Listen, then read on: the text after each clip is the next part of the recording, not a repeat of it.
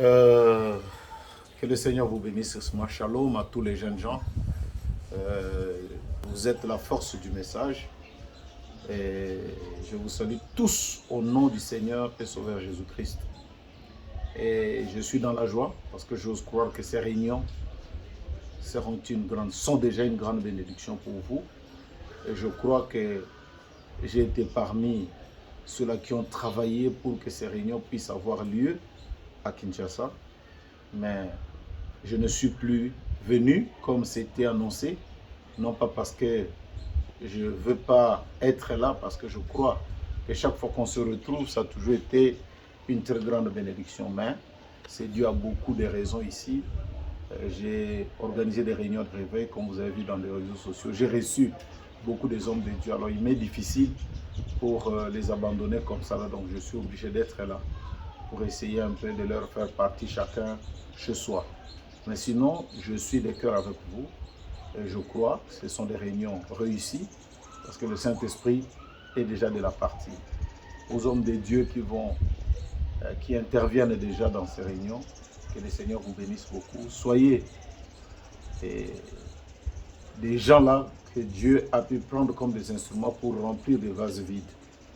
Parce qu'aujourd'hui, il s'agit aussi de remplir des vases vides. Ces jeunes gens viennent là comme des vases vides. Vous savez, la femme, la veuve de Sarepta, quand le prophète avait dit qu'il y aura maintenant le miracle de l'huile, il a fallu, Frère Branham dit, aller prendre beaucoup de vases vides, pas un seul vase, parce qu'elle avait des dettes.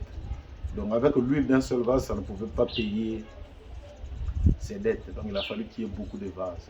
C'est pourquoi on a besoin de tous ces serviteurs de Dieu, des vases vides que Dieu remplira pour la bénédiction des enfants de Dieu, afin de payer nos dettes avec ce monde ici. Que le Seigneur vous bénisse richement. Et je crois que la réunion terminée, nous aussi, nous organisons une convention de jeunes ici au Pointe-Noire, où le frère Cédric et son groupe vont venir ici pour que nous puissions y partager des moments de bénédiction. Les jeunes gens, vous êtes la force de ce message. Regardez un peu, les vieux ont parlé de réchauffement climatique partout, hein, ils ont parlé, ils ont commencé à parler à longtemps.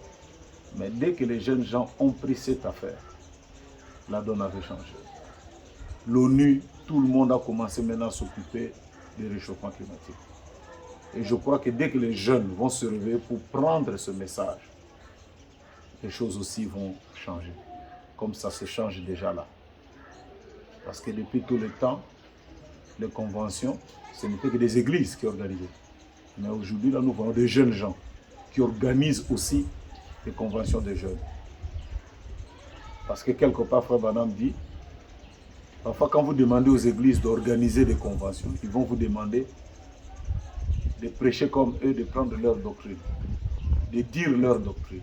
Mais quand quelqu'un de l'extérieur, qui n'est pas serviteur de Dieu, peut organiser aussi des réunions, l'intérêt supérieur de ces réunions-là serait simplement le message dans son entièreté, sans voir la doctrine de celui-là ou de celle-là. Vraiment, encore une fois, que le Seigneur vous bénisse richement. Et je crois que le Seigneur nous donnera l'occasion d'avoir encore ce genre de réunions où nous pourrions intervenir, non pas virtuellement, mais en réalité. Au reste à tous et à toutes, un grand shalom. Que le Seigneur vous bénisse.